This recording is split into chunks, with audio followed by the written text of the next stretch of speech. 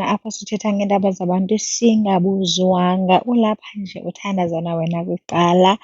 So today sizawuthetha ngotata uBenj, which is uBenjamin Dube.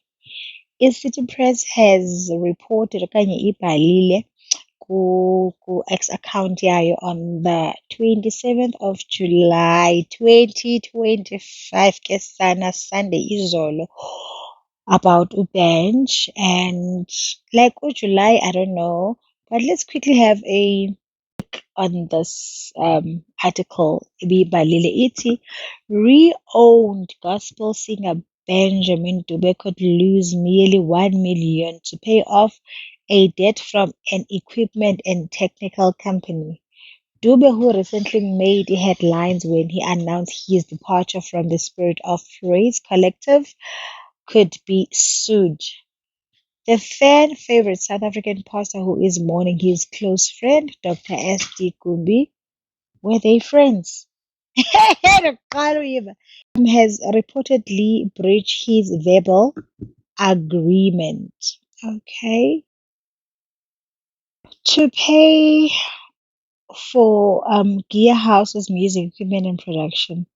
The publication states that Gear House claims in a letter of demand that Dube violated their verbal agreement and could be sued for 1 million rand. I don't even know anymore what to think about South Africa, what to do about izinto ezenzeka South Africa. Why is Benjamin Dube leaving his Spirit of Praise? Sizoba sesikabani ngaphandle kwakhe? Because ibingathi besisabanjwe nguye, ingathi nguye abebemhlonipha okanye besithini okanye ekwazi ubadibanisa. Kuza kwenzeka ntoni sana? I don't know what's going to happen to his Spirit of mhlawumbi kuphela kwaso. Yho, hayi ndisana newari. And